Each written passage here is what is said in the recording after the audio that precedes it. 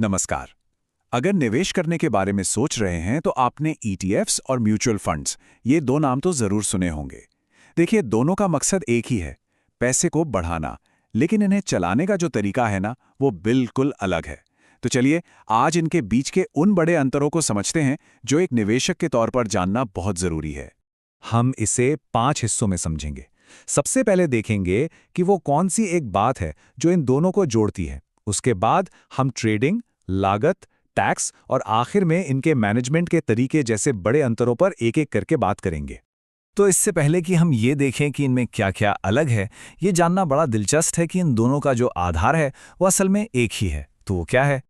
देखिए, दोनों ही pooled investment के आइडिया पर काम करते हैं। इसका मतलब ये है कि ये बहुत सारे निवेशकों से पैसा इकट्ठा करते हैं और फिर उस पैसे से स्टॉक्स और बॉन्ड्स जैसी कई अलग-अलग चीज़ों का एक बड़ा सा पोर्टफोलियो बनाते हैं। और यही वजह है कि दोनों ही डाइवर्सिफिकेशन पाने का एक बहुत ही आसान तरीका माने जाते हैं। चलिए, अब आते हैं पहले और सबसे बड़े अंतर पर, और वो है इनकी खरीद बिक्री का तरीका। यहीं से इन दोनों के रास्ते एकदम अलग हो जाते हैं। ईटीएफ्स जो हैं वो बिल्कुल किसी स्टॉक की तरह काम करते हैं। मतलब बाजार खुलने के दौरान इन्हें कभी भी खरीदा या बेचा जा सकता है और इनकी कीमत दिन भर ऊपर नीचे होती रहती है। दूसरी तरफ है म्यूचुअल फंड्स।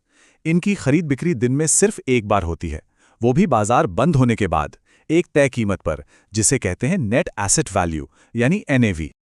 अच्छा, अब बात करते हैं एक और बहुत जरूरी चीज की जो हर निवेशक के लिए मायने रखती है। वो है लागत। मतलब इन दोनों में से किसी में भी निवेश करने पर आखिर खर्च कितना आता है।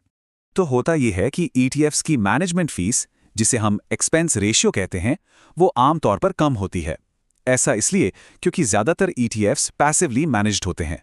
मतलब वो बस किसी मार्केट इंडेक्स की नकल करते हैं। वहीं कई म्यूचुअल फंड्स एक्टिवली मैनेज किए जाते हैं, जहां एक पूरी टीम होती है। जाहिर है, उनकी फीस की वजह से लागत बढ़ जाती है। सिर्फ फीस ही नहीं, शुरुआती निवेश की रकम में भी एक बड़ा फर्क है। ईटीएफ्स में कोई भी सिर्फ एक शेयर खरीदकर भी निवेश शुरू कर सकता है, क्योंकि इसमें अक्सर कोई मिनिमम इन्वेस्टमेंट की शर्त नहीं होती। वहीं म्यूचुअल फंड्स में आमतौर पर आपको एक बड़ी रकम से शुरुआत करनी पड़ती है या फिर एसआईपी लेनी पड़ती है। अब एक ऐसे पहलू पर आते हैं जिसे लोग अक्सर नजरअंदाज कर देते हैं, लेकिन ये बहुत अहम है। टैक्स एफिशिएंसी, यानी आपके कमाए गए मुनाफे पर टैक्स का कितना असर पड़ता है।